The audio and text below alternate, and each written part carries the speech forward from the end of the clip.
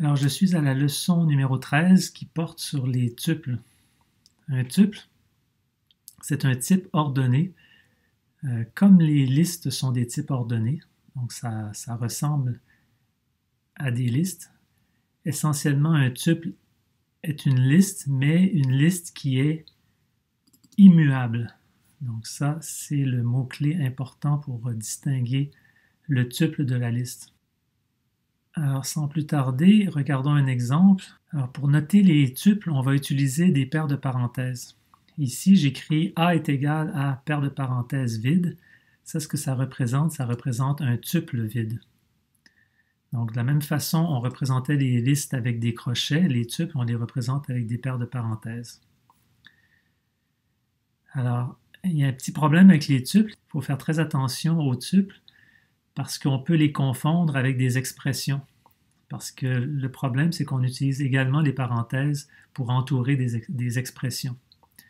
Alors en fait, ce qu'il faut comprendre et ce qu'il faut retenir, c'est que ce qui caractérise un tuple, c'est avant tout la virgule. Donc les éléments d'un tuple sont séparés par une virgule et Python se fie ou utilise la virgule pour reconnaître que la chose en question est un tuple. Alors par exemple, si j'écris A est égal à paire de parenthèses 3 virgules, alors ça définit un tuple d'une seule valeur. Donc la valeur 3 dans le tuple, et quand Python va l'afficher, Python va prendre la peine de mettre une virgule pour qu'on ne confonde pas un tuple qui contient 3 avec l'expression dont la valeur est 3. Alors, par exemple, si ici j'écris A est égal à paire de parenthèses avec un 3, on pourrait croire que c'est un tuple d'un seul élément 3, mais non, Python va interpréter ça comme une expression. C'est l'expression 3, donc l'expression de la constante 3, entourée de parenthèses. Et lorsque vous avez des tuples d'une seule valeur, il ne faut jamais oublier de mettre une virgule, comme ici, pour vraiment faire la distinction entre une expression 3 et un tuple qui contient une seule valeur. À partir du moment où on construit des tuples de plusieurs éléments, comme ici, il n'y a plus d'ambiguïté possible. Et donc, une paire de parenthèses avec deux éléments séparés par une virgule, ça c'est nécessairement un tuple. C'est sans ambiguïté. Alors, on peut former des tuples de n'importe quoi. Donc ici, on forme le tuple avec une première valeur qui est le 0. Ensuite, on met une chaîne de caractères ABC. Après ça, on met un autre tuple comme troisième élément de notre tuple. Et cet autre tuple-là contient lui-même trois valeurs entières. Et donc tout ça, c'est un tuple valide. Il n'y a pas de souci. Et donc, de la même façon qu'on pouvait faire des listes de listes, ben, on peut faire des tuples de tuples aussi si on en a vraiment besoin. Les tuples, on peut les concaténer comme on peut concaténer des listes. Donc, si je donne le tuple 1,2 plus le tuple 3,4, ben, ça va me donner le tuple 1, 2, 3, 4. Donc, l'opérateur plus sur les tuples se comporte exactement comme l'opérateur plus sur les listes. De la même façon, on peut répéter un tuple. Donc, si je donne le tuple 1, 2 et que je le multiplie par 4, le résultat, ça va être le tuple 1, 2, 1, 2, 1, 2, 1, 2. Donc, encore une fois, c'est le même comportement que les listes. Lorsqu'on a un tuple, on peut le découper avec l'opérateur crochet exactement de la même façon qu'on découpe des listes. Donc, si j'ai le tuple 1, 2, 3, 4 et que je demande, là, je peux former ça ici, je forme un nouveau tuple en prenant le premier élément du tuple T et en ajoutant les éléments de 1 à 3 moins 1, donc le deuxième élément au troisième élément. Donc je prends celui-là, virgule, le sous-tuple ici 2,3 et donc le résultat va me donner ça. Alors, le comportement des tuples ressemble énormément, presque à tout point de vue, à celui des listes, à une exception près, c'est que le tuple est un objet immuable. Donc, une fois qu'on a créé un tuple, on ne peut plus le changer. Alors ici, j'ai mon tuple 1, 2, 3, 4. Je ne peux pas écrire t de 0 est égal à 25, par exemple.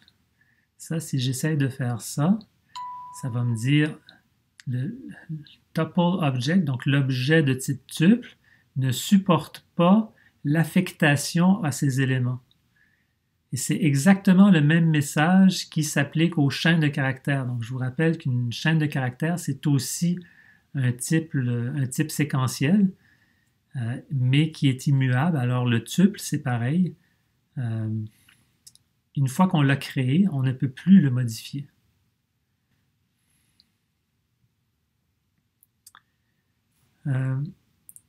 On peut très facilement convertir un tuple en liste. Donc ici, je crée un autre tuple ici avec des chaînes de caractères. Et puis, si par exemple, je donne ce tuple-là T au constructeur de liste, ben, le résultat va être une liste. Donc si j'exécute ça, vous voyez qu'avant, ici j'ai un tuple qui contient un certain nombre d'éléments. Si ce tuple-là, je le donne au constructeur de liste, ben, le constructeur de liste va itérer sur chacun de ces éléments-là et il va les mettre dans une liste. Et donc maintenant, j'obtiens une liste. Et comment est-ce qu'on fait pour faire la différence entre une liste et le tuple? Ben, essentiellement, c'est que dans une liste, on a des crochets, dans un tuple, on a des parenthèses. Une autre différence avec les listes, c'est qu'on ne peut pas trier les tuples parce que justement, de nouveau, les tuples sont immuables. Donc, ma liste, elle, je peux la trier. Et là, le tri va se faire en ordre lexicographique, c'est-à-dire l'ordre des mots d'un dictionnaire. Par contre, si j'essayais ici de trier mon tuple, et là, j'aurais une erreur en disant le tuple n'a pas d'attribut sort. Donc, Python ne sait pas comment faire un sort sur un tuple. Parce qu'effectivement, ce n'est pas permis. On ne peut pas trier les éléments à l'intérieur d'un tuple parce que le tuple, on ne peut pas le modifier. Donc, ce qu'on peut faire, par contre, c'est qu'on peut utiliser notre liste. Donc, on peut convertir, si on a absolument besoin de trier les éléments d'un tuple, ce qu'on va devoir faire, ça va être de convertir le tuple en liste. Ensuite, on va devoir trier la liste. Et puis après ça, on peut reconvertir en tuple la liste qu'on vient de trier. Puis là, à ce moment-là, on va l'avoir dans l'ordre. Donc, au départ, on ne l'avait pas dans l'ordre, mais là, on va l'avoir dans l'ordre. Donc, pourquoi est-ce que ça existe, le tuple? Il y a essentiellement 3 raisons pour lesquelles on veut utiliser le tuple dans certaines circonstances. La première raison, c'est que dans un tuple, on a la certitude que le contenu ne changera pas au cours du temps. Donc, une fois qu'on crée un tuple, le tuple est immuable. Et donc, si on ne veut pas que personne modifie les éléments de notre tuple, si on construit une liste, ben là, si on donne la liste à quelqu'un, quelqu'un peut modifier la valeur des éléments. Alors que si on lui donne un tuple, donc par exemple, quand on appelle une fonction, la fonction ne pourra pas modifier les éléments d'un tuple qu'on lui donne.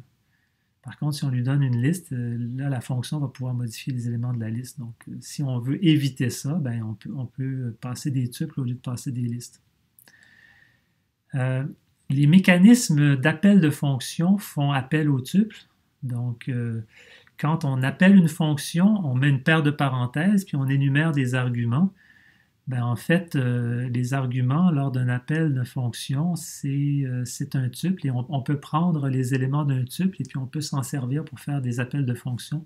On va voir cette mécanique-là dans une leçon subséquente.